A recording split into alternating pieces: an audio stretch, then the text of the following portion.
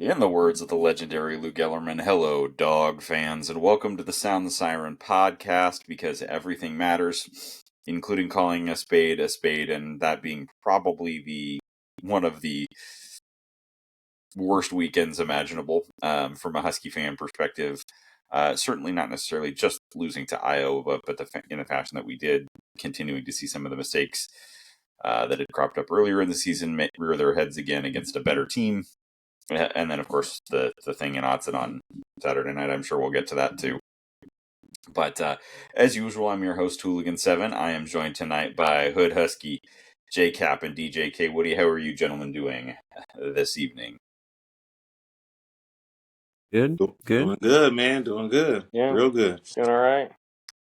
As always, we're, of course, on Twitter, Instagram, and YouTube at Sound the Siren UW. Please subscribe and leave us a 5-star review on Apple Podcasts or Spotify, wherever you're listening to our show. If you're watching on YouTube, please like this video and subscribe to get notified when we post a new video. If you'd like to support Sound the Siren, you can do so at podcasters.spotify.com/pod/show/soundthesirenpoduw/support. We are also, of course, a proud member of the College Huddle. Please check out the other podcasts from the College Huddle Network and thecollegehuddle.com. Without further ado, let's jump into beverages, because that's at least a little bit more fun topic than recapping the game from Saturday morning. So, JCap, we'll start with you. What do you got tonight, buddy? I'm going back to a old reliable. Got some little red wine here. Very nice. Okay. Hood, did you find is it Essentia? Is it Skya? Skyra. The Sonic tap water? Or is your European continued? The European tour. I feel bad right now because it's actually on the other side of the room. But it is actually my own filtered water tonight. You know what I'm saying? So it's homegrown. It's organic, out of the faucet. But I am actually finishing off an Elysian Space Dust. Actually, I'm finishing that off a little bit. Nice. DJ, how about you? Going back to the other old reliable, not White Claw, but the good old-fashioned tap water, filtered tap water. You know how to be. Oh, here, I was about to. That's what I'm saying. I was going to guess big dog. you went to your old reliable of an IPA. No IPA, never. Hey, real quick, what's your water of choice? If you can go to the store, what water bottle are you picking? So, Fiji. Yep. I'm not trying to be weird, but it's any brand that has like the actual like straw type suction cup, like the Smart Water or the Essentia. Smart Water, actual, yeah. like Smart Water's good too. Yeah, anything I can just kind of guzzle quick. Like I don't. Yeah. For me, like if I do most of my grocery shopping at PCC, and not just for their beer section, but I think it's Proud Mountain or something. There's one that comes in an aluminum can. Just got a nice crisp flavor, and it's at a good price point too, so that helps. But matching kind of my feelings about the game, I'm drinking a Lucky Envelope sour this evening. In this case, the Thai spiced tea sour. It's a tea sour ale, classic Thai tea flavors: clove, star anise, orange peel, and vanilla with a sour finish. So it's nice, and I'm still a little bitter about the game on Saturday. So. But it's nice. All right, moving right along into stupid tweets. Anybody got anything? I've got one that I gotta do a hat tip to our buddy Coach V for sharing in the group chat today. I'll go first. And that was, I think it was. Let me find it. If somebody's got one, go ahead. I don't necessarily have a stupid tweet, but I shared it in our group chat today. That's a great tweet. Great tweet. Just biggest S tier pause moment I've ever read on the X platform in my life. With I think it was Federer's headline. I don't know, but UW men's basketball big man Wilhelm Breidenbach talks about why he decided to return to Washington and what it's like to having more big men to bang with in practice. Proofread. Try. No Diddy, damn. No Diddy. Where's the effort? So I found it, and it's from GoCougs123, and it's how much would Boise State making the CFP help the Pac-12? I think it could help more than people think. Newsflash to Coug Nation: riding somebody another program's coattails doesn't really do much for you. And how much did it help the Pac-12 for Washington to go to the playoffs in 2016 and 2024? Yeah, when the leadership and the network deal is the problem, and the media powers that be that are running college football and destroying some of the things we love about college football. Yeah, how much is that going to help? But can we just? I mean, we got to workshop, or maybe I need to get on the old AI engine and come up with some coattail Coug graphics. That's good. But congrats, Boise State! You're now the Cougs' big brother. Hey, somebody has to be. Somebody got to take it over. Yeah. Dang, I'm dry. Like I don't got after this weekend. I don't got nothing. No stupid tweets. Nothing. I got nothing to say. You say you got no shit to talk. I found a little one that was a week ago, but Hooligan hopped on it too. But just a post by 6ix9ine Skull. It was posting a video of Tez Johnson and Evan Stewart and Trayshawn Holden dancing, and their highlights. And they said the best in the best in America, and Hooligan was like not even the best in the Pacific Northwest. It's real funny just because you might have one or two good games that people think that your wide receiver, your higher ranked wide receivers are better than they actually are. So you're arguably barely a top 5 wide receiver duo or trio in the Big Ten. So, which is not known for offense. I mean, this is coming from a fan base that a couple years ago thought they had a better wide receiver group than Ohio State, and so I just remember when Mike Hill Wright was better than Trent McDuffie. Oh my god! You know what I mean?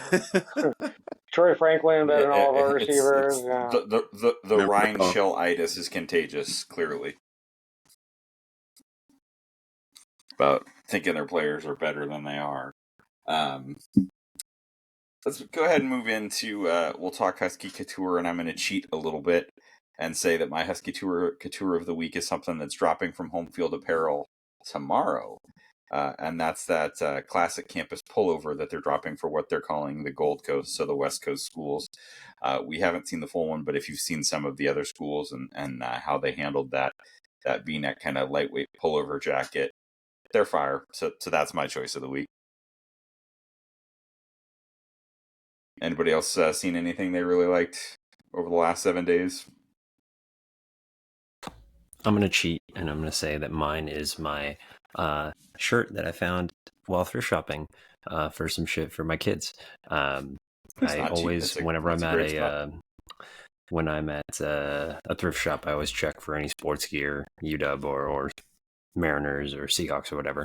So I got this Adidas long sleeve for $2. Nothing wrong with that. I would like to shout out the Sound the Siren shop for sure, for all the dope stuff that's over there, from mugs to the dope stickers that that all my coworkers are rocking now. There's a ton of merch on there that's going to be available as well. You got the website for that? Come on. Yeah. Show that sticker. Show that sticker again. That sticker is so fire.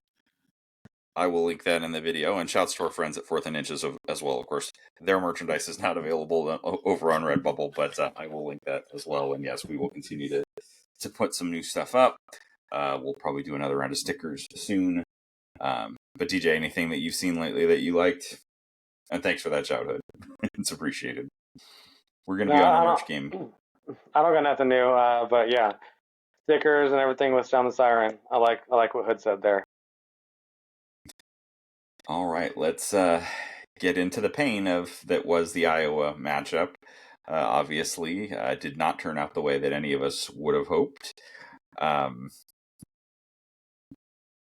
I think certainly for me, one of the big keys, and I'm not saying that it changes the outcome of the game, but I think Max McCree going down early really impacted a lot of what we were trying to do. I'm not saying, like I said, that we win the game if he doesn't get hurt, but I let's call a spade a spade. I think this is Will Rogers' worst game as a Husky, and by a decent margin. He didn't have a great day. Iowa's defense kind of took a sledgehammer to some of what we were doing. We saw some of the red zone issues pop up again, and it's just a real frustrating. You know, again, we were productive and had some long drives. I mean, you put together in a couple of instances, looking real quick at the drive charts. You know, our first drive, 14 plays, 73 yards, 7.5 minutes, missed field goal. Next drive, 14 plays, 75 yards, 7 minutes and 14 seconds, touchdown. And then you go 3 plays, 4 yards, fumble. 3 plays, 4 yards, punt. 9 plays, 58 yards, field goal. Coming out of the half, 8 plays, 52 yards, throws and then the pick. 6 plays, 34 yards, turnover on downs. 4 plays, 9 yards, turnover on downs. 4 plays, 9 yards, turnover on downs. 17 plays, 75 yards, touchdown. At the end, and Iowa was able to capitalize on a lot of those misfires, and that the missed field goal to start the game led right to a touchdown for them on an 80-yard drive. They kicked field goals after each of the other 2 turnovers, and ultimately, they were able to be just solid and steady, and got us in a hole we couldn't dig ourselves out of. Yeah, I think you're right. If we go up 14-7, like we probably should have, I mean, or even like, say we hold them to a field goal, 14-3, 14-7, we got a different game. Again, like you said, not saying we win, but I think if it's at 14-7, after the first 2 drives, like it's going to be a close game at the end, and who knows what could happen. And yeah, I mean, I think what everyone was saying in the offseason came true. Like our depth at O-line is a concern. Like we, at the beginning of the season, our starting 5, when they're healthy, they're fine. They're enough for us to get by. But 1, 2 go down. We're without 2 starters. Once McCree went down, right? Because guard was out. Yep. Yeah, we don't have that depth, and we don't have any depth at all there. So that was huge. And so yeah, that's what we're talking about all season with offensive line concerns and not getting another guy or 2 in the portal like we should have. I mean, I know like there's people are paying ridiculous amounts for guys, but sometimes you just got to overpay. And when you're at a position of need, especially at a key position like tackles. So, yeah, I mean, it's definitely a disappointing game. This is one of the times where I'm glad I have YouTube TV instead of Xfinity, because I have the quad box going. I can still have the Huskies game and watching that Bama game where South Carolina almost or maybe should have pulled it out. Yeah, it's just frustrating. I mean, same things we were dealing with all season. Red zone, penalties in the red zone. I mean, we overcame one on that second drive, getting a touchdown after a penalty. But yeah, once we got that false start on the second drive, I'm like, great. Now we're not going to score a touchdown again, just like that first drive and many drives before. So same things as usual, but even more so this game with like offensive line and Will Rogers not doing well, and then obviously our defense not being able to stop any run. And on the flip side, I think, because it bears mention in terms of how where the score doesn't necessarily indicate how competitive the game was. Iowa's drives on the flip side of that: 3 plays, 4 yards, punt.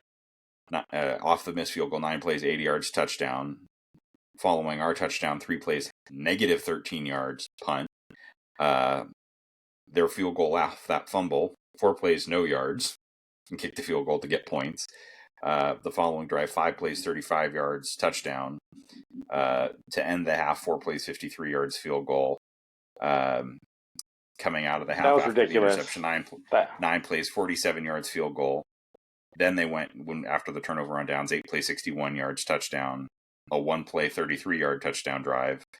Then 4 plays, 5 yards, 5 plays, 37 yards. They were not like Caleb Johnson is a dude and proved it. There were certainly some defensive issues on some of his long runs that shouldn't have been quite as long as they were. I'm not going to put it out on the timeline. I thought better of it, but I'm gonna say one more thing. Let someone else talk. Our special teams is a huge disservice for all facets of the game. Like obviously, missed field goals is killer, and like that's so obvious. But Yep. just these returns that were just given up, these short. I mean, you're mentioning these drives that weren't very long, and they're getting points.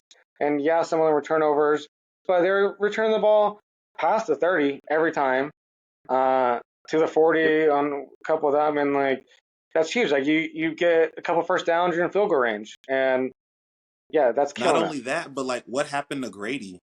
Like Yeah, he can't he kick went it from this kicker who's far. been super clutch to, to inconsistent, to relatively bad. Like what are they practicing? You know what I mean? So well, I yeah, mean, I and agree. kit coverage, we went from one of the best kit coverage units in the country last year.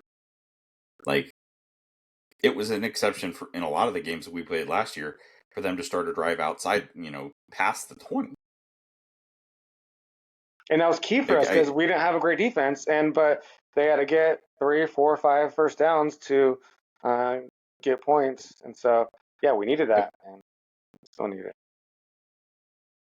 I mean, Hooligan, you spoke to, game flow and some of the numbers, and DJ, you spoke to personnel, but I think energy and kind of being on the road played a huge part in this game too, man. I would like to start with just kind of saying like Iowa seems like a really classy fan base. I really love, obviously what they do after the first quarter. Um, it was a really cool matchup. The color schemes and things like that. I think Washington has a lot in common. I would say like with their fan base when it comes to Iowa as well. So that's an opponent of the Big Ten that I would love to consistently see. Them coming to Seattle and us going to, Iowa as well. Like that's something I would really love to see. Um, but yeah, I just think in regards to the energy, man, I kind of felt some type of way when their offensive lineman just decided to take the penalty and throw our defensive leader into the coolers. And I didn't really see nobody get in nobody's face. I know what type of, player that Thaddeus Dixon is. I didn't see that energy there. I know what type of intensity Voy brings to a game, and I didn't see any type of getting in anybody's face about a decision that was made. Somebody throws your defensive captain into a cooler and is able to just jog off and laugh it off and take the 15-yard penalty. So the energy was lacking. I don't know if it's being on the road or I just don't know if they might have felt Iowa, they defeated before the game. I don't know what it was, but it definitely was a game of body punches. I think obviously like the energy side and Hey, then just the hey, physicality of the game. real quick, like, sorry, I'll let you go, but like, You're good. you're right though. It's been like that all year. You brought it up before about the energy, and it's not just this game. Like the energy isn't always there, except for maybe the Michigan game. Like guy makes a big play. That's not like everyone's getting hyped up. I forgot who did it. Oh, well, stuff kind of dark at night. My bad.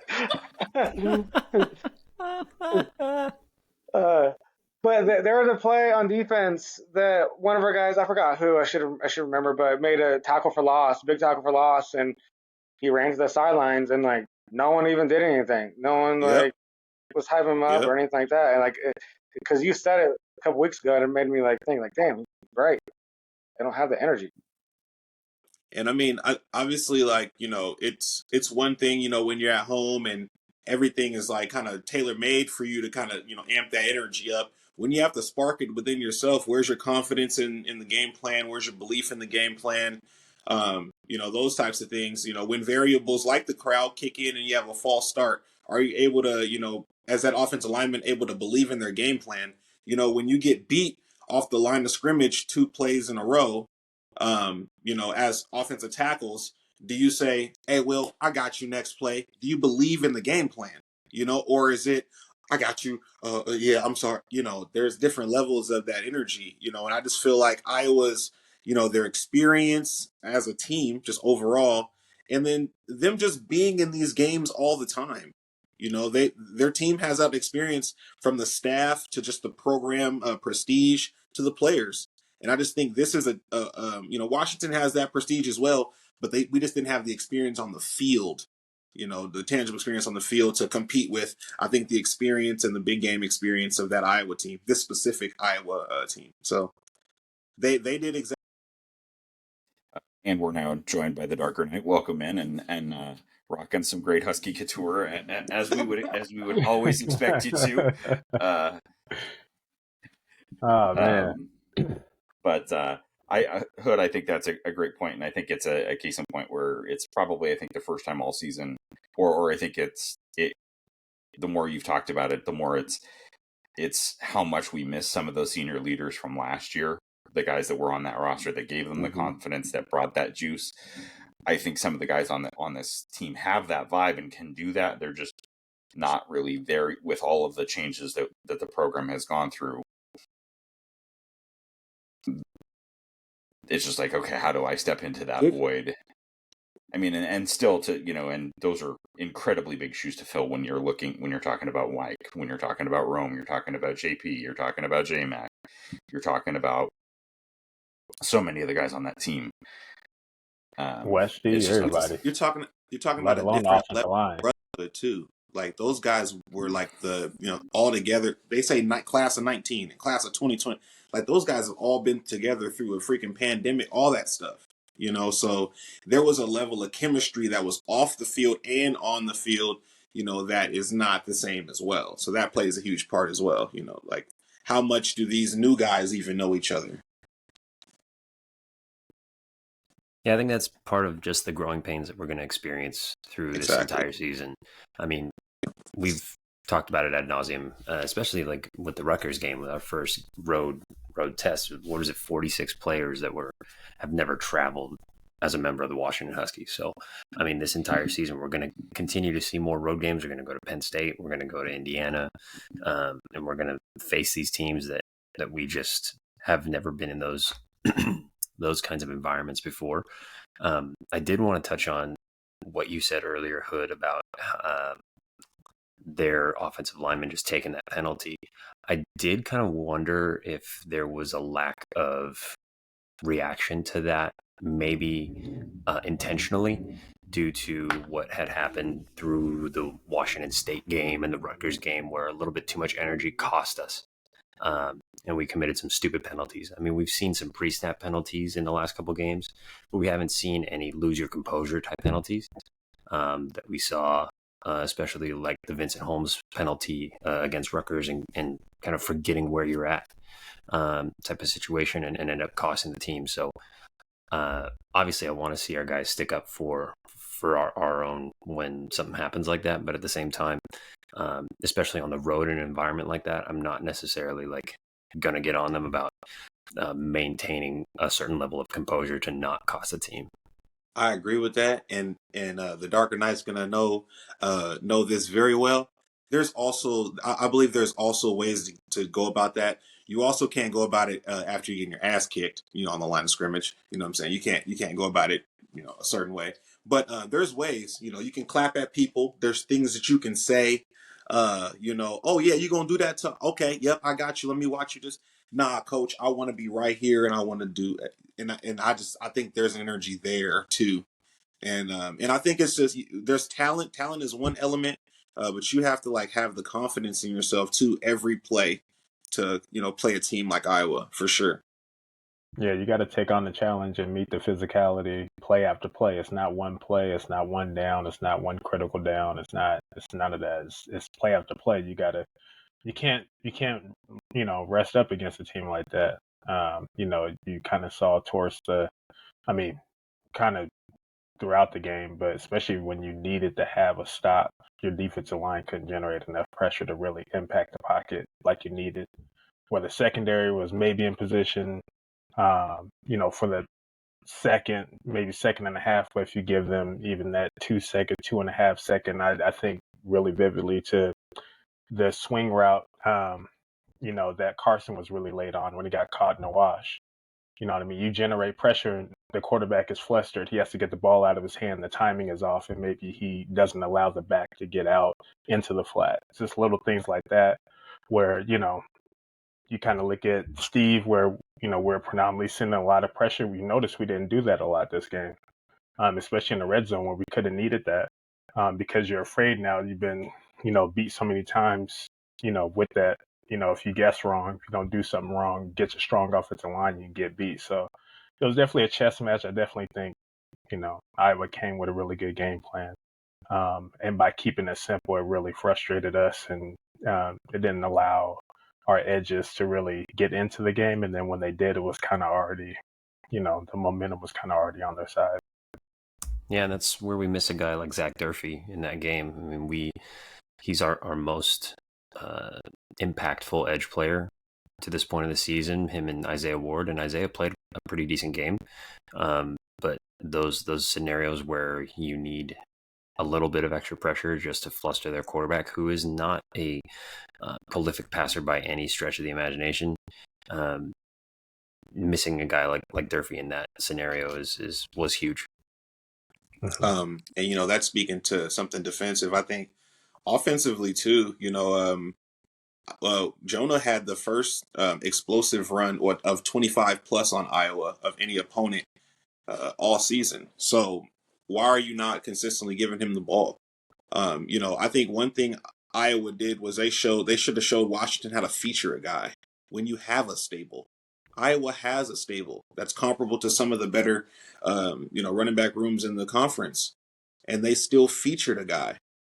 So I think at some point you're going to have to lean on Jonah to win these games.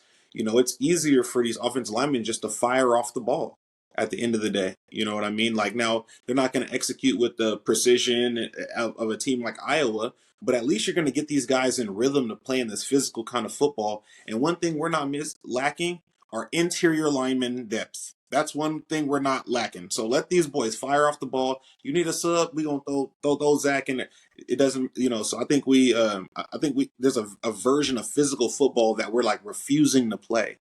We can play this like, dink and dunk game all we want to, but at some point, a guy of Giles Jackson's stature shouldn't be having to fear Higgins and Jackson across the middle.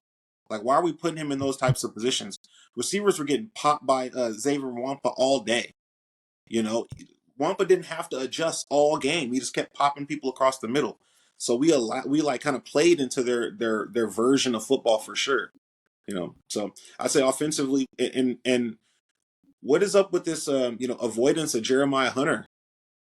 What's going on there? I know Giles Jackson. I don't have the numbers in front of me, but just off of the strength of memory, I'd say Giles Jackson probably has more 50-50 opportunities than Jeremiah Hunter has all season. Down the field, in the red zone, more isolation opportunities, and that's no slight to Giles. It's just give this guy the ball, man. Mm-hmm. Yeah, great targets outside, and you only feature one. Right, and it just makes no sense. It does lend credence to some of the, I think there's speculation that Jonah's dealing with something, from an injury standpoint. And that's honestly the only excuse that I can come up with that makes it anywhere near irrational. Yes, we were trailing for most of this game, but Jonah had 9 carries and had 80 yards. Like, 9 carries. Like, and 2 catches. Like, Jonah Coleman had 11 touches in this football game. Like, that's wild. What are we? And Adam Muhammad had 3 carries for 16 yards. Like, Damon Williams went, 3 for 23, was averaging 7.7. It's like, at a certain point, we've all got PTSD from it from 2021, but god dang it, like, run the damn ball. He had a bigger workload against Weaver State. Like, what are we doing? What are we? Like, what are we doing?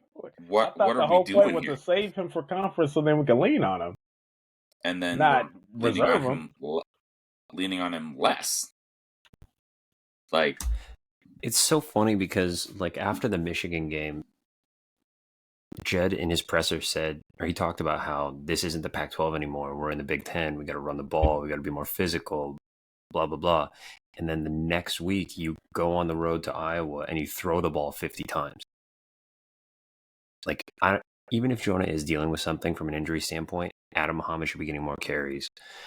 Cameron Davis should be getting more carries. Like, whoever it is that's carrying the ball should be carrying the ball and allowing our offensive line to assert their physicality to a certain degree, like I said.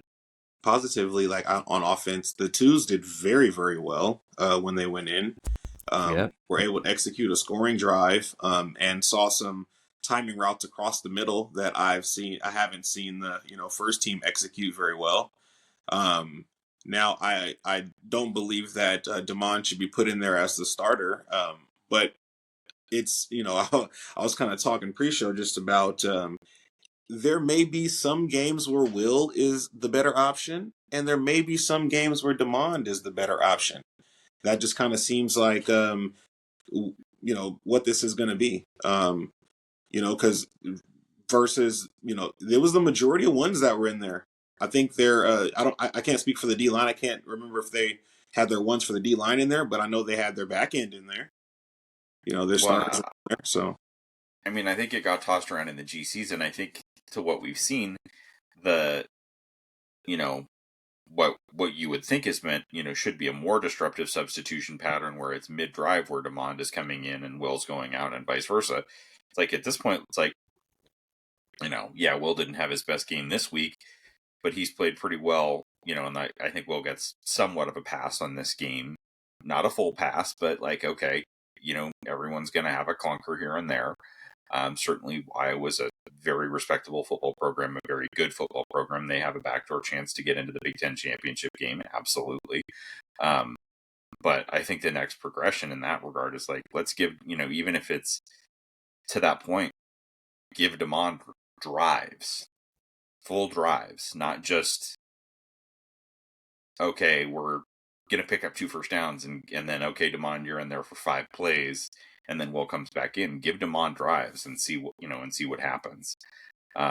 Particularly, I mean, if you look at what Damon did in this game, he was 12 of 16 for 71 yards, threw a touchdown pass, and then on the ground 3 carries for 23 yards. Like, the dude can make plays. Like, yeah, we knew they couldn't run, especially at the second level. So you put somebody in there mobile, who their linebackers have to respect, and you're going to open up throwing lanes naturally. I saw Jed did a lot of overthinking and critical down and distances. That pick in particular, when we're throwing a quick out to the short side of the field, which makes no sense to me. Like, why are we doing that when you have the whole throwing to the boundary? You have the whole field to your left. You can literally roll the pocket and be a little more creative with option routes or whatever you wanted. Get Kalecki more involved in the game down the middle of the field. There was just no.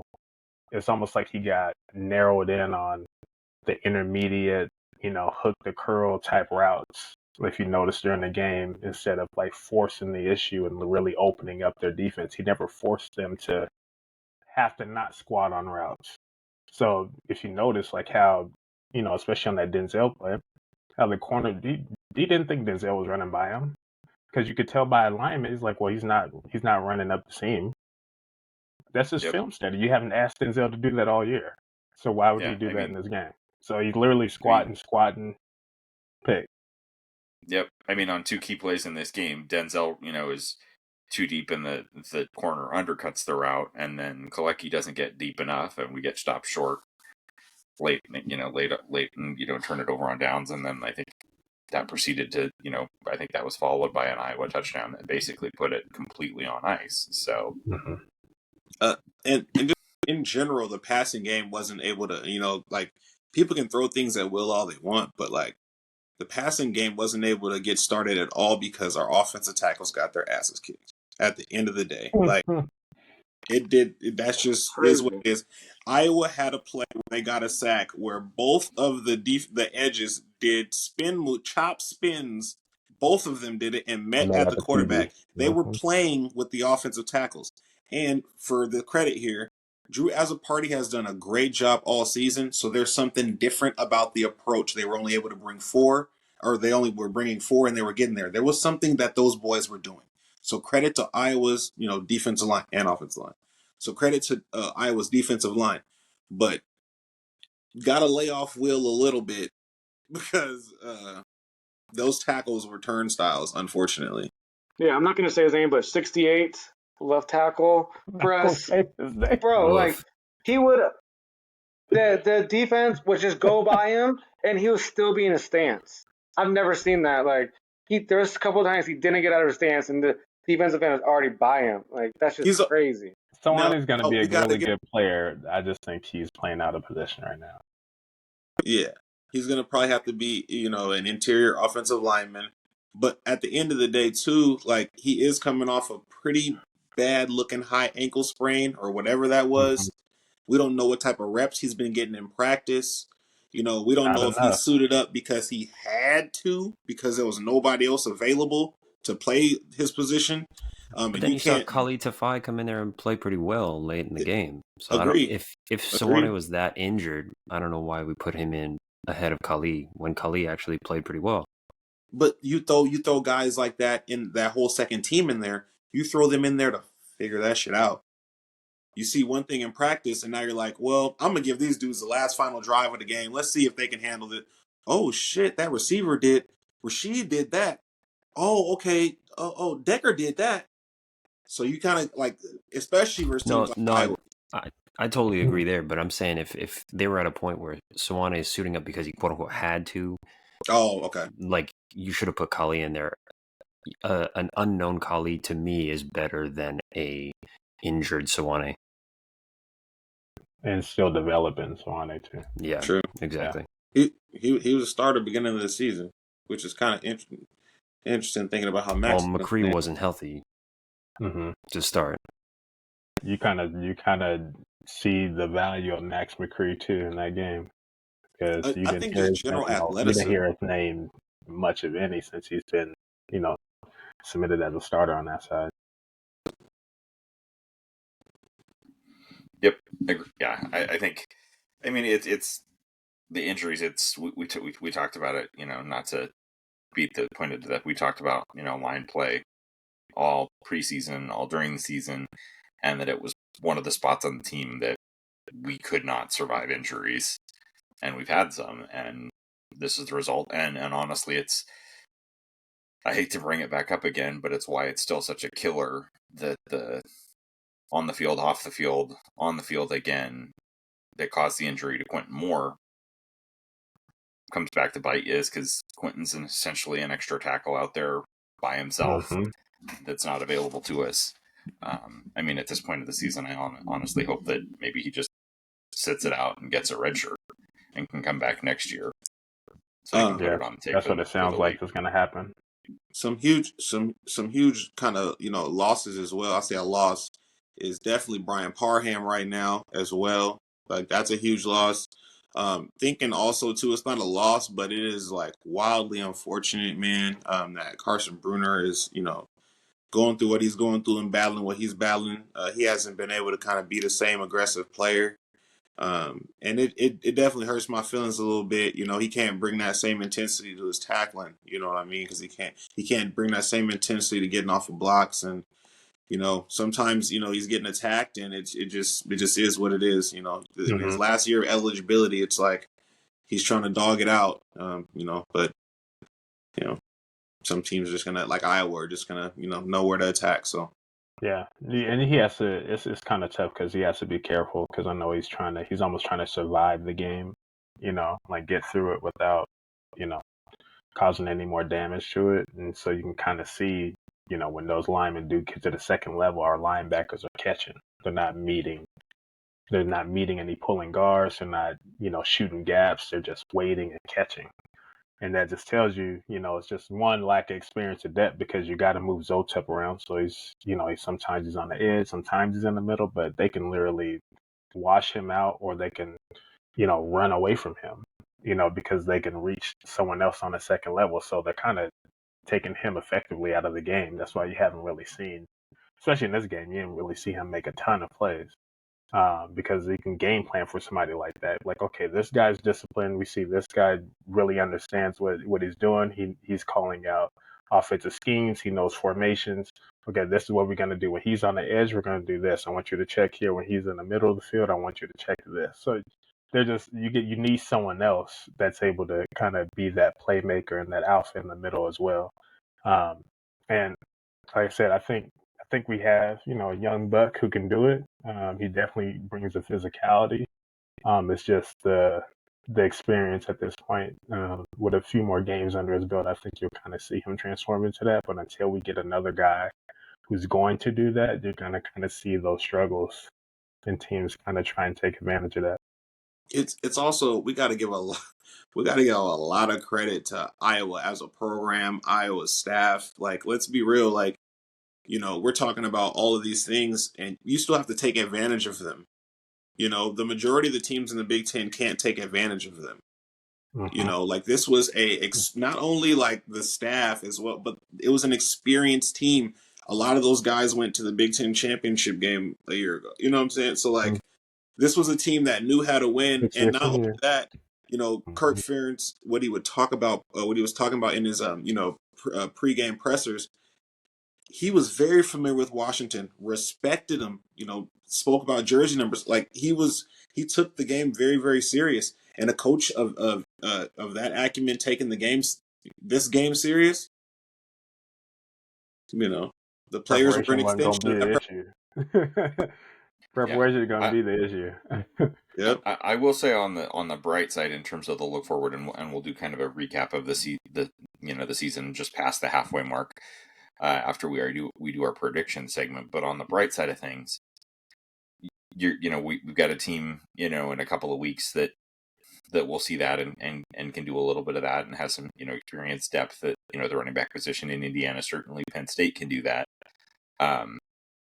That's not USC's bread and butter by any stretch of the imagination, is doing what Iowa does. Their offensive line is not what Iowa's is. Their defensive line is not what Iowa's is. Certainly UCLA is a whole different conversation because yeesh. And then even like, and full credit to Oregon, that's a huge win. But can you see a Dan Lanning with Will Stein as the offensive coordinator at Oregon taking the Iowa game plan to try and beat the Washington Huskies at the end of this season? Nah, that whole team, that whole program is built different.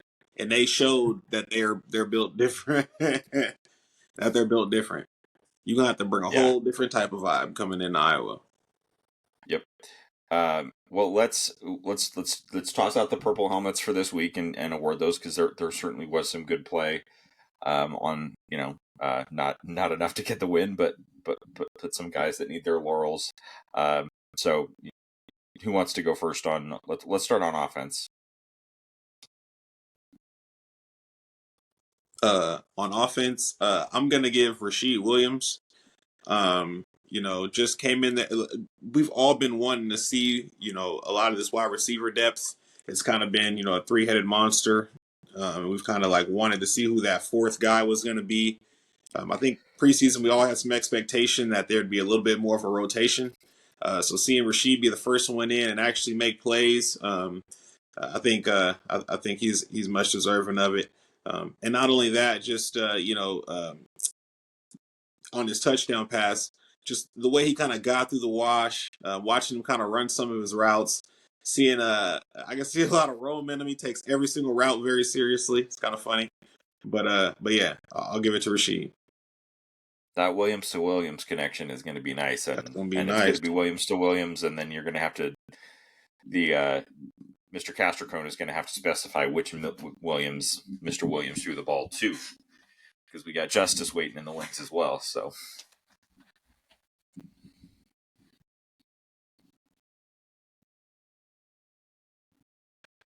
Yeah, I understand how hard it is to find purple helmets, guys. Okay, but I'm a pass on this one. Jonah Coleman. Yeah. 9 carries for 80 is pretty significant. That's balling. I'll give mine to Denzel just for the consistency. Another touchdown. Sheesh. Played well on the road. I will say, to your point, Hood, about Rasheed, it was nice to see him have the mental clarity and toughness to kind of withstand that dropped flea flicker pass that really could have opened the game up to start. And it'd be pretty easy for a young guy on the road in that environment to kind of get in his head about it and to kind of stick with it even through getting our asses kicked and still play well and show what he's made of through the end of that game was pretty nice to see for sure. But I'll give my purple helmet to Denzel, since you already took Rasheed, just for that consistency and that continuing to be the guy for us. Yeah, I guess I'll give mine to D'Angelo for being steady Eddie up front, and you didn't really see a lot of pressure come, up the middle, uh, and just doing his best to win his one-on-ones and do his best to kind of call out protections, even though I know tackles had a rough day, but for the most part, the interior played pretty solid. Yeah, And I will say. Oh, go ahead. oh no, I'll just say really quick, JCap, and to Denzel, also to just ever since that Wazoo game, man, I think he's hurt a little bit. I think he's hurt a little bit, and he's taking it serious. And that's just some of that kind of hometown pride, like in it. He's taking kind of in himself, and he's been very, very different since the end of that Wazoo game for sure. Yeah, and DJ, to your point about it being kind of challenging on the offensive side, I'd say it's even more challenging on the other side of the ball. But I'll go first, and I'll give it to Sebastian Valdez. Certainly, playing through, I think he's still, dealing with something, playing through that. Continuing to show some, getting into the backfield a little bit. Certainly, the whole team, we didn't get into the backfield enough to really force Iowa into putting the game in Cade McNamara's hands, which would have played much better to our to our benefit. But certainly some good play out of Sebastian in this one. He is, when you really look at him, he is almost unblockable one-on-one, unless he's like tired, but he still just plays with relentless effort. Like if he's fresh, good luck. Like you got to be an all-conference type of guy to really stonewall him. He's a problem. Completely agree. He's strong. He's a problem. He plays with so much leverage too. Like, yeah, he's strong. He's the one defensive lineman you see on our team with knockback every play, where a guy is every going play, straight back. He might There's like no when you say stonewalled, he's going backwards. I'm gonna give mine to a defensive lineman as well. Now, I wish he got a little bit more snaps because I feel like just in these splash plays that he's able to make, when he's on the field, and that's Alenius Davis. He had a nice little PBU when he got some playing time, and showed some good skill on some other reps as well. So I would say Alenius Davis. It's a tough day for our defense, but we're going to definitely need that interior defensive line depth towards the end of the year, and kind of seeing guys like that develop confidence, and kind of get to put those practice reps on the field versus people that aren't their teammates is always dope. So I'd say him. I mean, I'll go. It's tough, but I was looking at the stats, and I feel like it wasn't him, but maybe it was. But I mentioned the guy earlier that had like a tackle that I thought was tackle for loss, and like off the field, and no one did anything. It must have been Deshaun Lynch, and if it was him, I'm gonna give him that purple helmet for not getting any praise from his teammates, at least right away. It seemed like. But damn, I'm looking at the stats. It says Parham had a tackle. Did he play? It's not right, is it? I was just looking up the same thing. He's credited with a tackle on ESPN, but I was trying to cross-reference PFF. There's no way. PFF doesn't have him listed in the stat sheet. But I think they probably just got the number wrong. Huh. I wonder who they gave it to.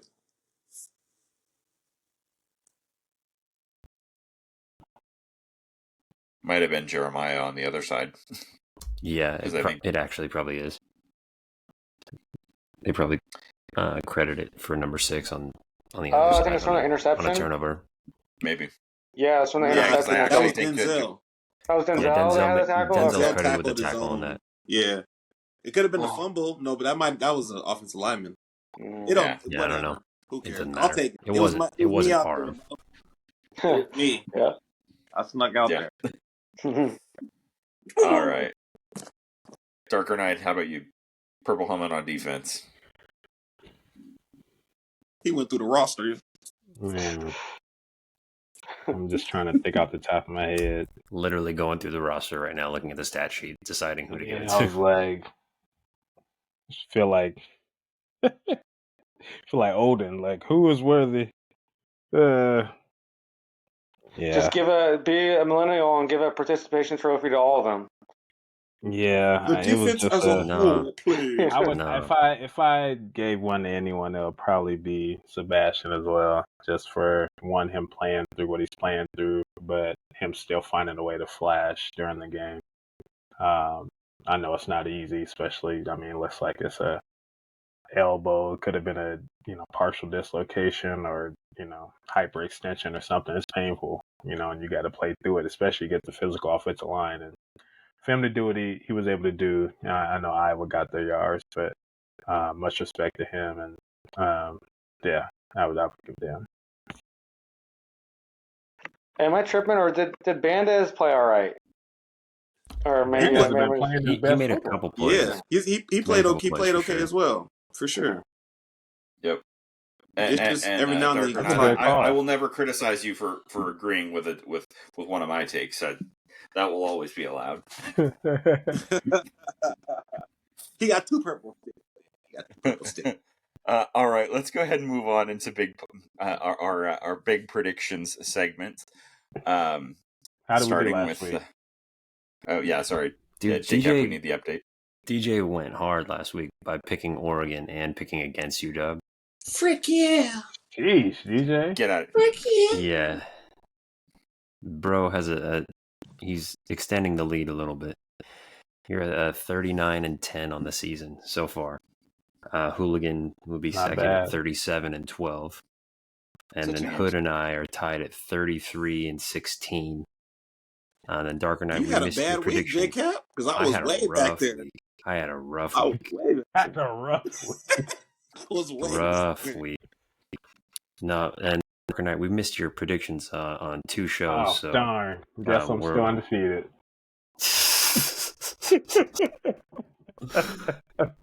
Hey, No, it's shout crazy. out to It's crazy though, because Darker Knight, you have one less in the loss column than DJ, but he's got 19 more wins than you. That's all right. I just gave him a little cushion. I'm going to close it real quick.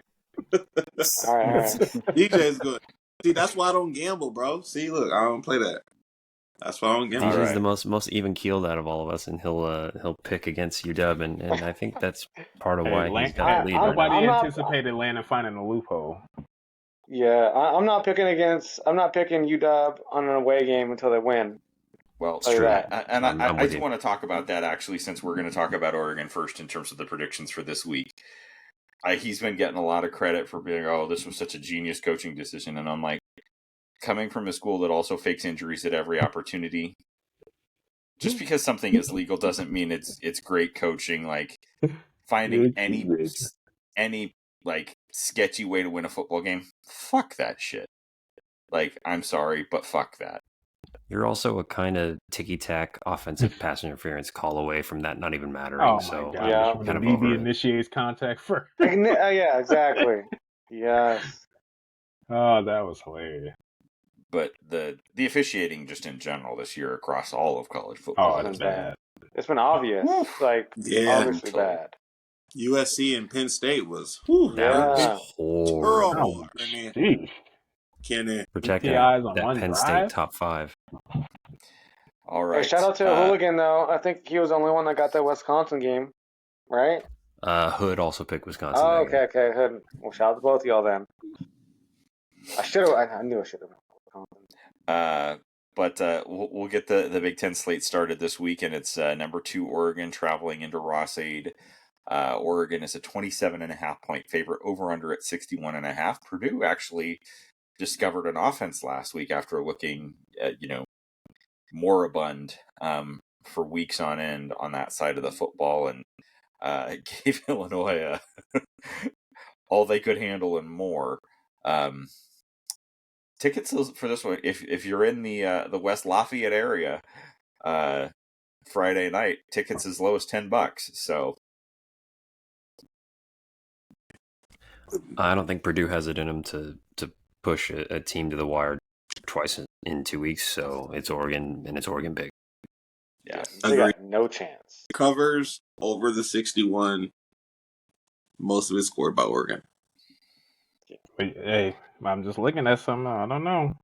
The last 3 opponents ranked in the top 3 or higher have gone into Purdue once a year and have lost. I saw that too, You but got this is a different Purdue team than those other teams. Yeah. We just need Dylan Gabriel to spit on somebody. Some weird like things Trishan happen Hooligan. on the train tracks, okay? When the train leaves the station, platform 9 3/4 is something magical up there. He said, He said Harry Potter. he said, I need Dylan Gabriel to spit on somebody. Yeah. Yeah, I'm And certainly then issue a cheering for chat Purdue, and GPT apology. I hope the Boilermakers go chugga chugga chugga, and not just the beers in the stands, but chugga chugga all over the Ducks. But Yeah. That's a no bar. pause. No pause. Yeah, I like that. That was But, fire, DJ. That was fire. Make that into a shirt. Bro said no pause, and DJ goes, "Yeah, I like that." That boy tired. No,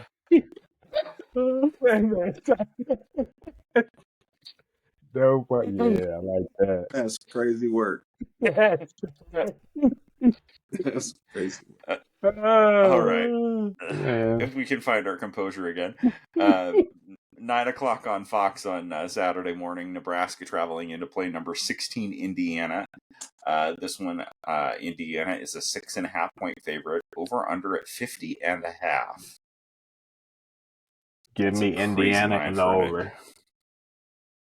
Okay, yeah. I don't know, man. I got Indiana, but I think it's going to be close. I think if it's at a neutral field, I'd probably still pick Indiana, but it'd be like a toss-up in my opinion. But yeah, I think Indiana wins, but it's going to be a close game. Yeah. Give me Indiana. Give me the over, but I don't think they cover. I think it's 5 points or less. Yeah, I see a classic. Yeah, I agree shootout. with you, JCap. I agree with that. Yep. Speaking of teams that showed unexpected signs of life, or 2 teams actually that showed unanticipated signs of significant life last week, and that is Wisconsin traveling into Sharon Martin Stadium in Evanston to play Northwestern. Wisconsin is a 7-point favorite, over under at 41.5. Marylanding again, and Northwestern lit them up, and Wisconsin found an offense. So, as Russell Wilson would say, I'm going to take a whole pack of Badgers. Wisconsin covers in the over. Oh. I got Northwestern. Okay. Wow. All right. I thought I had a spicy pick later, but that's spicy right there. Yeah. Yeah. Give me the Badgers on this one. That was a fluke game for Northwestern last week. Yeah. I don't have the exact stat in front of me, but it was, if you want to talk pain as the season progresses, the winning percentage for Maryland under Michael Oxley, they have I think it's above 70% winning percentage in September. I think it's low 30s in October and under 30 in November. So, ouch. Right on brand. Yeah, I'm way too much talent. Yeah, Badgers win, Badgers cover. It's the over. And that one is on Big Ten Network, by the way. Final 9 o'clock game is UCLA traveling into Piscataway to play on Fox Sports 1. Rutgers a 4.5 point favorite, over under at 40.5. UCLA is traveling to Piscataway for a 9 a.m. kick. A 9 a.m. kick. You're picking the most dog shit team in the conference to fly cross country for a 9 a.m. Pacific kick. Rutgers by 1 million. They better have left today. Yeah. Yeah. Well, Rutgers cannot score 1 million. So 7 will be enough. Yeah. Yeah, I got Rutgers for sure. Yeah, I think I'll take the points. I think it'd be under that. Yeah, 4.5. Definitely the under. I think Rutgers covers, but I think it's the under. They're anticipating a close game. Yeah, they are. I mean, I don't know think why. JCap had it right. That was my key thing was the 9 a.m. game. Like, if it was a whatever 12 something time, like I can see it coming down to the wire If on this this. game was play, Yeah. Oh yeah. or if this was Yeah. if this game I agree. LA, I'd take Or if it was a Rutgers by 40. good West Coast team traveling. Yep. Mm-hmm. That's So probably yeah, more give important. me Rutgers. If Yeah. Oregon goes to Piscataway at 9 a.m., they can handle. But UCLA, no. No. All right. The darker knight did you pick? Man, you know what the pick is. Come on, quit playing. All right, he chose UCLA. Put it down, UCLA. He said. No, he's got to be Come going on. for his fellow Knights. Yeah, Hey. I can't turn my back on him yet. there we go. His fellow Yeah, knight. don't joke pick UCLA. You're I not will darker, write but it they down scarlet. and hold you to But hey, it. look, But look, a couple hues lighter. Huge. The Couple color hues. palette will change.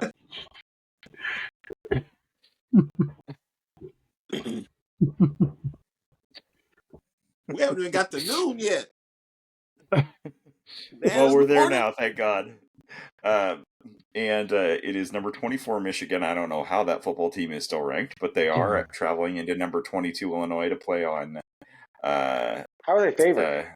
Because they're blue blood. Because it's Michigan. It's this one's on CBS and Paramount Plus. Michigan is a 3.5 point favorite, over under at 43.5. I'm Give me taking Michigan over and the under. 43.5. Over. I'm taking I'm over gonna it, and I'm I think. I'll go ahead. boy. Oh, In Michigan, he said. Did you I pick think Michigan? Michigan controls the clock. I think it's under, but I think they win. what's the over under 43.5? You said. Give me That's Michigan. tough, And give me actually. the under. How much are they favored by? 43 and a half. Three. They're favored by how much? Half. 3.5. 3.5. 3.5. Michigan being favored by 43.5 wouldn't happen against a high school team this year. I got you, little boy. Because I could definitely see this as like a 28-17 type of game. Yeah. Bro, I'm with That's an over 43 though. Huh? Yeah, What's that? I'm with Hood on this one. That's Illinois over wins. 43, Illinois, 28-17. I just think I agree with. I just think it's something about Michigan in October that I think they can kind of write their season. I don't know. You can write them off. That's what you can do. You can write them off. Look, and they ain't gonna write back you. No, I'm gonna take Michigan in a close game. No, and we I can agree all with you guys can all cry about it next week. DJ, what do you think? All right, I got Illinois, but yeah, I got under. I'll put a bet on that too. Like, it's going under. Oh, look at you getting cocky now. You think just because you got a cushion? I'll put money on it too. Like, ain't nobody asked you all that. Ain't nobody tell you put your wallet away. I think Michigan and the under. I think they showed a little bit of a sign of life on offense with Jack Tuttle against us in Husky Stadium. I think with a bye week to prepare and get him to play some offense, I think they can win at Iowa. Give me Michigan by 3, 21-18. Yo, turn that camera around. Your brother there with a gun telling you to choose Michigan on that? No, not at all. Read it. Yep. Read it. Nope. I agree with Hood on this one. I think it's Illinois, and I think it's the over. I think they win this one by a touchdown plus. JCap. Yep. You got this. I would say they even win by a very comfortable margin too. All right. Wow. I think it's y'all doubling down. Okay. That's what we're doing. Real confident. All right, let's move on to USC traveling to College Park to play Maryland. USC is only a 7-point favorite, over under at 56.5. I'll go first on this one. USC wins, covers, and probably gets close to the over by themselves. Damn. We just talked about Maryland's shit win percentage as the season progresses. It's going to continue USC by 10. Yeah. Take the over. Maryland's definitely going to score. Yep. Because Yep. McLoxley is not going to field an offense that can't score. But I Yep. don't think they're going to be able to stop USC either. So I'm going to take USC and the over. Yep. I'm taking USC and the over. Same thing. Fun game. Maybe like most entertaining game of the week. Mm-hmm. So much talent on the field on both offenses. Yep. I can't trust USC, but I can't trust Maryland more. I thought Give you me were about to pick USC. Maryland. I was about to lose my I mind. know. No, I thought you were going to pull your can't. wallet out again. No, not that confident, but I yeah, high scoring for sure. Okay. All right. Final game of the weekend in the conference, Iowa at Michigan State. This one's on NBC and their streaming platform that shall not be named because we'll Shout all out Tugs. die laughing. The cock. He just He said, "Fuck that." I was He waiting said, for it. "Fuck that." He like rolled the O. Like, Somehow. He rolled the O's crazy, bro. what time is it again? See you on the cock. 4:30. No pause on that one. Oh my god! I got Iowa. I got Iowa, and I think Iowa's going to do very similar to what they did to us, but I think Michigan State might score a little more. I think Aiden Child's movement and like the off script is definitely like an advantage, that we didn't necessarily have in that game. So I think they might score a little more, but Iowa does their same forced turnover type of game. So so I think it might be over I think Iowa scored, so I think it might be over. But yeah, yep. Iowa, in a nice, comfortable win. I think Iowa scores more on defense than Michigan State scores on offense. So I think I'm taking Iowa comfortably. Yeah, I'll take Iowa as well. Just don't think Michigan State can put up enough points to. Yeah. Aiden is athletic and can move, but he's going to throw the ball to the other team. It's just a matter of time. And I think field position. Hooligan, did you pick? Yeah, I said Iowa covers. Oh, nice. Yeah. I'm glad I'm going last. It's my spicy pick. Give me Michigan State on the win. Oh, yeah. Give me Michigan State. You conceded the loss. I appreciate you. I appreciate you, DJ. Hey, thank you for Illinois beat Michigan ass. Illinois going to beat Michigan ass. That's going to be the one. Yep. And you know what? Just for fun, we're going to toss in a bonus. We're going to toss in 2 bonus games. 2 bonus games. Okay. Because we've got a couple of other ranked on ranked. And the first one is a 12:30 game on ABC. I know where you're going. Number 7 Alabama going to number 11 Tennessee. Alabama is a 3-point favorite, over under at 56.5. I'm gonna take the over, and I'm gonna take Tennessee. Oh, Rocket Top. Yeah, I'd say Tennessee in a close one. The concern that I have is that Tennessee's offense has started to sputter a little bit, and they do not have the receiving talent that they've had in previous years, or at least they're not using the receiving talent the same way. The counterpoint to that is, are we sure Kalen didn't take our defensive staff with him last year to Alabama? Because this is, I think, it's going to be a rough game for Jalen Murrow. This is going to be the best defensive line he's seen all season. Yep. And so and they're going to be able to control their tops in the country and stop the run and rushing the passer. So it's going to be a long day up front. We're going to see how good Alabama's offensive line is, and we're going to see Kalen have to get in his bag when it comes to calling plays because he's not going to have a lot of time back there. Yep. I think this one's Tennessee's. I think they get another one against the Crimson Tide at home like they did 2 years ago. I'll take the under though. based on Tennessee's defense. I don't think it turns into a shootout. I'll take Tennessee in the under in this one. DJ, I agree with Vandy that. still celebrate. Yeah. I'll go Tennessee and the over. Okay. Oh, Do these ones count? These SEC games you're making us choose? They all count. it all They counts. all I don't count, want. DJ. I don't want to pick these JCap, SEC games. Put your money where your Nailed it. mouth is, and not on the. I'm not good. JCap got the typewriter. Yeah. JCap got the typewriter. The glasses. There's no fucking way you just said put your money where your mouth is and not on the cock. Not on the cock. There's That's no why I'm- fucking way. That needs a pause. But you gotta have one on that. There's no denying that. No pop. There's That's no enough. shot, bro. You guys do realize I don't have the editing. Oh, this is just going on YouTube. Yeah. It's over. Damn. Okay, so I just know how this year has been going and how it's going to continue going, but I also know how DeBoer pulls a rabbit out of his hat for all these big ass games. He knows how to win these big games. Like if he's going to lose another game this year, it's going to be to like a team he's going to lose to. I'm going to choose Bama. They're going to do some shit at the end of the game. Moreau's going to have a crazy play or something.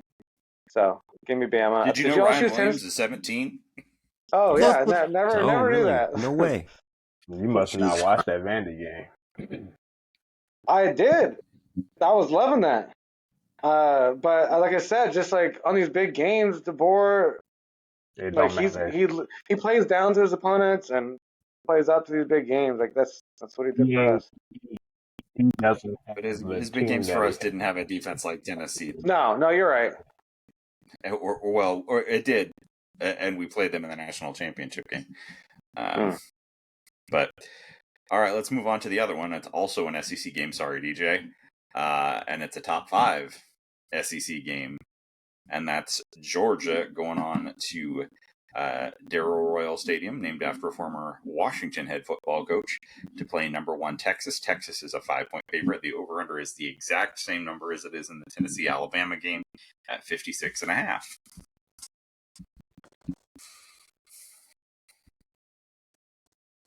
I'll go first. 56.5. Georgia. I say take the under and give me Texas outright. I'll take the under, and I'm taking Georgia. I can see that too. I think Texas's offense is just going to run into something that's going to be like, oh shit, like this is the first like real resistance I've seen from any team in the Sarkisian era, damn near. You know, so I think there's going to be a little bit of sputter in here. So I just don't trust Georgia offensively to do anything. that's why I'm taking the under. That's why. Yeah, I just don't see them moving the ball consistently. Yeah. Anthony Hill, the best player on the field Mm-hmm. in a game full of NFL ETN's players. neutralized, and it's just going to be Carson Beck throwing to maybe a receiver against But that do you secondary. think that running back stable for Texas is going to be able to at least do something? Yeah, I think if Sark, Sark, he's going to utilize the short passing game if he can't run the ball. So he's going to either get them linebackers in space and get them to open up the middle of the field. And you got 2 NFL tight ends, you got 4 NFL receivers. You'll find a way to move the ball. But that's true. But think about what happens with Sark in big games that really matter.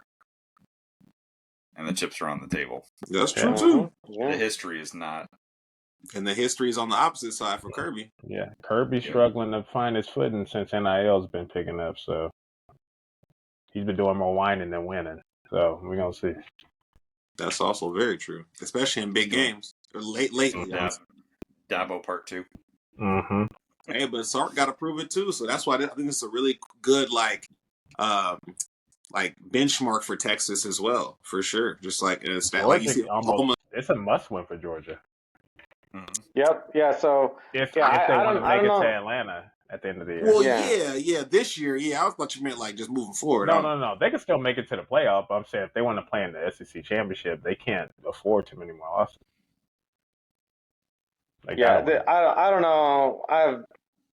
It's a toss up to me who wins. Like I don't know, but I'm just gonna go. Yeah, because they're a little bit more desperate Georgia, I don't know if you call it desperate, but like they're definitely in more of a need of a win if they want to make the playoffs. Because like if they lose this, they can probably still make it with two losses, but one more and they're done. It'd be tough. They're playing for more. So shout out to my guy who's a diehard Georgia fan, the Mr. French Prince Francois. His name. Gonna go with Georgia. Francois. You are something JCap, else. did you Yes, get a pick on this sir. one? Man, I've been just sitting here thinking about it the whole time. Give me the under, but give me Texas. Ooh, whiskey. Defensive struggle. Shit, Well, I said- Georgia wins. Guess who's rated number 1 in the country next week? Oregon. The people down south, unless Purdue gets on that train, Hey, Shut up. listen. I don't tell them care. to get on the light rail and show. Sugar. Is it a round trip Listen. or is it one way? Okay. Listen, I hope Purdue I don't care beats if they're that big number damn one. drum. I You don't don't care if care? they're number one because Oregon with expectations never pans out. Oregon was not picked to win this game against Ohio State last week, and they pulled it off. Once they have the entire It's gonna be country's the loophole expectations on them, they're donezo. So I hope they're number one next week. You know what I really hope is that they go into Ann Arbor in a few weeks and lose. That'd be fucking game. hilarious. In dramatic fashion too. I just want to see just them crumble. All right. Anything else that we'd like to talk about in terms of looking back at the first 7 games of the season, in terms of what we've seen, what we've learned about the Huskies thus far this season, and what we hope to see the final 5 games of the regular season coming down the stretch? Yeah, they played like shit and win the last 5 games. Come on. Sorry. Short and sweet I'm and to the In-depth point. analysis. I'm right there. I'm right there with you, bro. Like I think the team can play, much better. I think the coaching staff has actually gotten in the way of the talent more than the talent has gotten in the way of the coaching staff. I do think the talent has gotten in the way of the coaching staff. As much as we're not supposed to put things on, the players, there has been some player issues. And I think there's going to have to be a way for them to muster their own energy up on the road. Like they have to find what they're playing for. They have to find their purpose. I don't think that, going into this season, I don't know what their expectations were, but it wasn't to win the conference. And I think you're going to need to see that type of energy, win, lose, or draw. So. Quite frankly, Yeah, I think the biggest thing that I want to see moving forward is improvement on special teams. The short fields is ridiculous. Missing that many kicks. I mean, we have 21 points that we've missed out on so far this season just from missed kicks. We lost 22 slots nationally in points per game just because of those missed kicks. So, I mean, it's something that we can't afford to have happen the rest of the year. And the short fields that we're giving away, the near touchdown returns. I mean, imagine Elijah Jackson doesn't make that tackle against Northwestern. We give up a return touchdown. How much different of a conversation it is at that point in that game. But just overall, the special teams play has been piss poor. To that effect as well, Jed, please get Denzel off of punt return. He's not providing you anything. You're risking so much putting your wide receiver 1 in harm's way like that so frequently. It's not like Rome last year where he was actually giving you something on kick return or punt return for touchdown against Cal. Denzel isn't doing anything back there. He's taking hits that he doesn't need to be taking. There are plenty of young freshman wide receivers that are quick. Put a Keith Reynolds back there. You have him on kick return anyway. But yeah, I think. Do they just trust him just to catch the ball? They know he's not going to drop it, and they don't want to put a freshman out there That's a part of it, and he can also break tackles as well. I think it's the blocking that's not allowing him to get busy. So, but that's special team still too. Yeah, and I think shout out to Coach V that he said it in the GC. I think at one point that you usually see some experienced backup players running special teams and feasting on special teams, but with how much turnover we have on the roster, it's like you're trusting true freshmen, redshirt freshmen to to be your starters on special teams, and they're just not cutting it right now.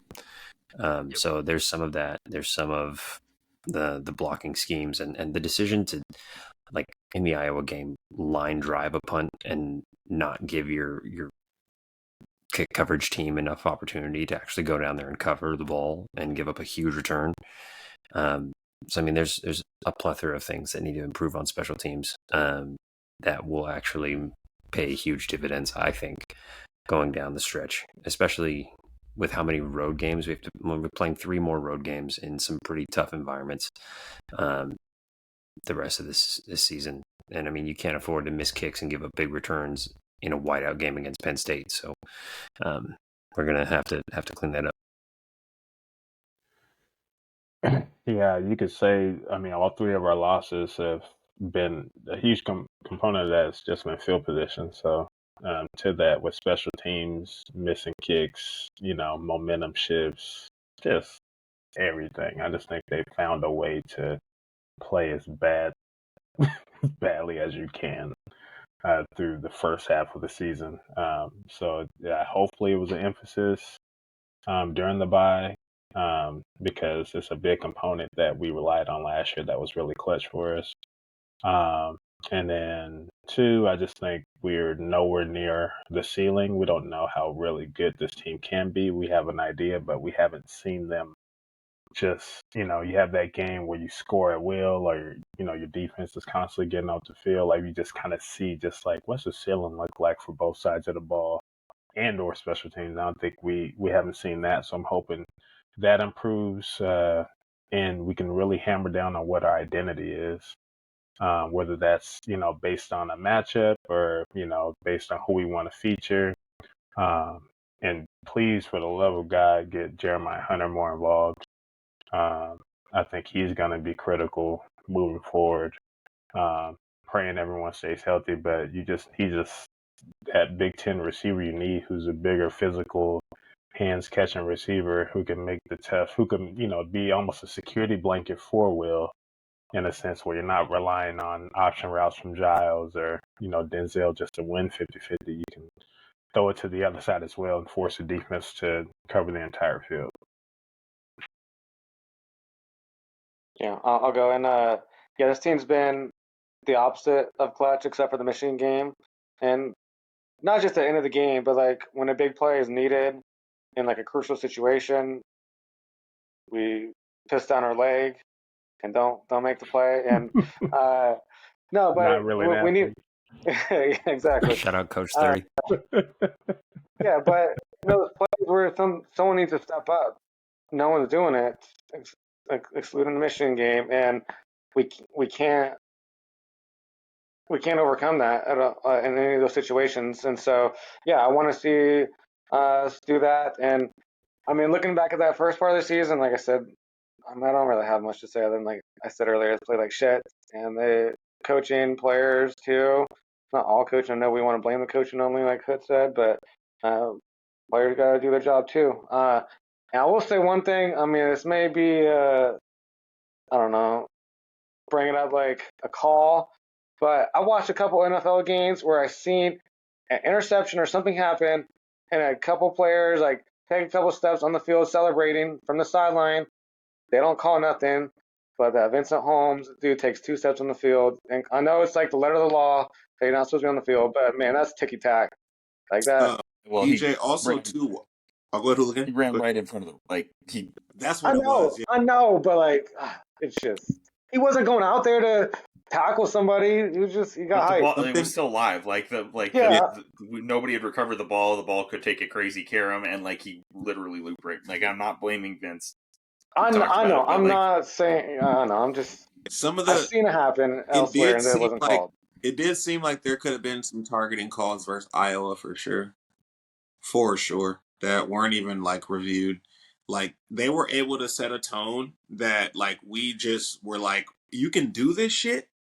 Like, you know what I mean? Like, and I think we just to the edge of dirty. And if I think it wasn't, two perceived classy teams, then like I think it would have been a different conversation. But the throwing Zotup into I just think we weren't ready to match that type of get down and dirty. And moving forward, I would say too, that's something that we probably gotta figure out. Can we get there? I'll strengthen my statement earlier in the podcast, just so that we switch it up from 2021, and I'll say run the fucking ball.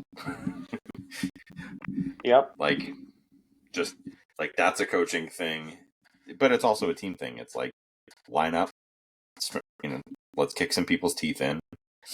It's gonna, like, how do you keep, like, we'll talk about the Indiana game next week, but how do you keep an offense that's been really, really explosive off the field? Do what we did against Iowa, against a defense that, while good, it's not the same kind of unit that Iowa brought to the table. You can mitigate some of what Indiana does by doing what we did against Iowa and just marching the ball down the field with 14-play drives that take half a quarter off the clock. And it's clear that there's some things that, there's something that that Will is better at, and there's clear that there's something that DeMond is better at. What I would say is in the second half, kind of try to hone in on those things, because we don't have really like an intermediate to a deep attack over the middle. And it did seem like that kind of came pretty easy to DeMond. So I think based on what you need, based on what you're seeing in the defense and what it presents to you, I think they have to get a little bit more clever. And to your point earlier, kind of give DeMond maybe full drives based on the defense and basically what they're showing. Force them to adjust and force them to change, maybe like similar to what Michigan did with Orji and Tuttle.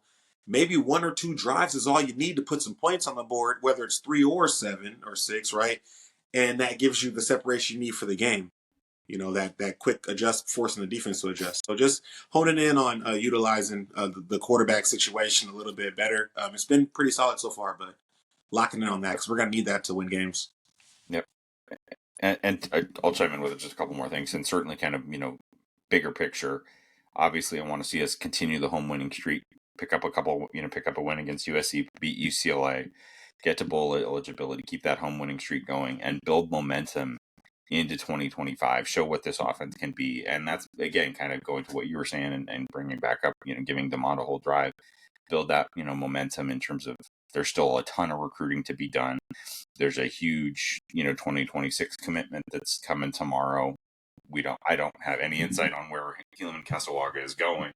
Obviously, that would be a massive get to kickstart the 26 class. But just keep that momentum. It's not going to be a year where we're in the national playoff conversation like we had, maybe hoped or had an outside shot to be. But you have to stay as relevant and keep the brand up there and really springboard that into the off season and recruiting and building toward the 2025 season and still making, what you can of what's left of the 2024 season. I'm preparing myself for pain the rest of the season. I'm not even talking about UW football, really. I just like Oregon, the way they're playing, fucking Bama. I'm expecting a Bama-Oregon national championship or some shit like that, and I'm going to be on dying. Aren't you a ray of watching. sunshine, DJ? Yes. I know. It's been like this all year, and I hate it. I hate this. Sorry. Everything has gone wrong. Dress. Yeah. I hate your socks. Hate. Well, if you're talking about hating the way somebody dresses, you're talking about Alabama fans and Caitlin DeBoer right now. Oh, yeah. How dare you wear a t-shirt? Again, a problem with the t-shirt. He asked for this. He asked for it. He did. He knows what he signed up for. I'm not defending DeBoer by any stretch of the imagination. I'm no. pointing out that. All right. I will Any other thoughts, Ref? I will say, DJ preparing for pain, whether it's UW or not, this is college football. We're going to win one that we do not expect to win. We have some tough games on the schedule. We might lose a fucking shitty one, but we probably will pull off a big one. We have a few big road games left. We're going to go to Penn State. We're going to go to Otts, and we're going to Indiana. And then we have USC and UCLA at home. We're going to win one that we shouldn't win. Because that's just how the sport goes. Exactly. Some players are going to get healthy. Some players aren't going to be available for other teams as well. So yeah, Yeah, I mean, we're going to win one that we shouldn't win. We might lose one we shouldn't lose, but really right now that's only UCLA. So if we lose that, I might be on suicide watch, but it's fine. Um, Join the club. No, but we'll win one we shouldn't win. And Yep. I mean, there's too much talent on this team to go 0-5 down the stretch, or even 1-4. We're gonna win when we shouldn't win, and it'll be fine. And then we'll, I agree. like Hooligan said, we'll build momentum into 2025. I mean, we already have a pretty great recruiting class. There's still some big fish out there. I know Kevin Cummings is Unintended? down. I know Kevin Cummings is down in Texas this weekend, visiting a certain wide receiver that we might be trying to flip from that one of those teams we beat recently. So there's still some big recruiting to be done. Would you play for a team that is like terrified to throw the football? Exactly. I mean, but we Michigan have a lot Oregon in terms of wide receivers. True. I'm still standing on my 8-4 prediction. Okay. 10 toes. You're standing on what? 8-4. My 8-4 prediction. I thought I was being optimistic when I said 7-5. You know? Hold on, my Bluetooth. Hey, yeah. Hello. You know, I be tripping sometimes. Yeah. It's that 4G LTE. So get this man some Essentia. He needs some milk. Go Huskies, man. Yo, 8-4 is crazy. I mean, if we go 1-4 the rest of the way, just let the one be Oregon, please. Por favor. Por favor. Knock him out of the Big Ten, playing in the Big Ten championship or something like that. Yeah. Oh my. They'll still be playing in the Big Ten championship because I don't think they're going to lose the rest of the way before that game. The schedule pretty easy. Yeah, that's true. Oh. Yes. So how do they get to such an easy schedule? Sorry, this is me going back. We had an easy schedule too and lost, so I can't say shit. Well, so far, but we have a tough schedule so far has been pretty low. We're gonna look back on that team and be like, how did we lose? Yep, exactly. Rutgers, oh my goodness. So we lost to Wazoo because of 16 penalties, and we lost to Rutgers by 3 when we left 9 points on the field by missed kicks. So you don't make a bowl because you lost to Wazoo and Rutgers. You know how much that's gonna eat at you in the off season. Yep. Just think about that. It's eating at me now. It's not even the off season. I know. Yeah. But if we miss a bowl because of it, it'll eat at you more. Sweat. Well, and this team needs those 15. Those teams need this team needs the practice with all the young guys and to really Damon Williams getting extra practices with that receiving core is going to be huge. So we need to make bowl eligibility. It's a late bye too, bro. Like I think if we had a bye a little earlier, I think when the injuries hit us, we needed it. Emphasizing some cultural things, especially like after big games like Michigan, resetting the team, or like before you go into Big Ten play, being able to reset the team. Like it just had to go. That 1-0 was tough because it was, and 1-0 it was such different program styles. Like, you know what I mean? Oh, you might face Rutgers and Northwestern, similar last year, but you actually it's your first road game. You know what I mean? Or like there was always a variable that was like a first for the team. Like, how do you get this team amped up for this or that or this or that? It always seemed like something. So like hone in on that identity, like you guys were mentioning earlier, and it may not have to be manufactured every game. To quote Jed, the standard is this, and the standard we should be holding. The standard is the standard. Booyakasha. Yeah, a bye week and that goes for coaches too. Wazoo. By the way, Jed. The standard is the standard, and that's everybody in the program, not just the players. That's true. Particularly, actually, the head coach and the coaching staff. So, and the administration and the department and all of that. So, all of them. All y'all. We ride with you, but we also be like, step it up. Please, and thank you. All right. I think that about does it. Thanks for listening. We will be back next week to preview Indiana. We're doing some work to get our some correspondence going with our colleagues from Indiana on the Hoosier Huddle. So hopefully we'll be able to find a time to to do a little crossover. But thanks for listening. Go Dogs. Go Dogs. Go Dogs, Go baby. Dogs.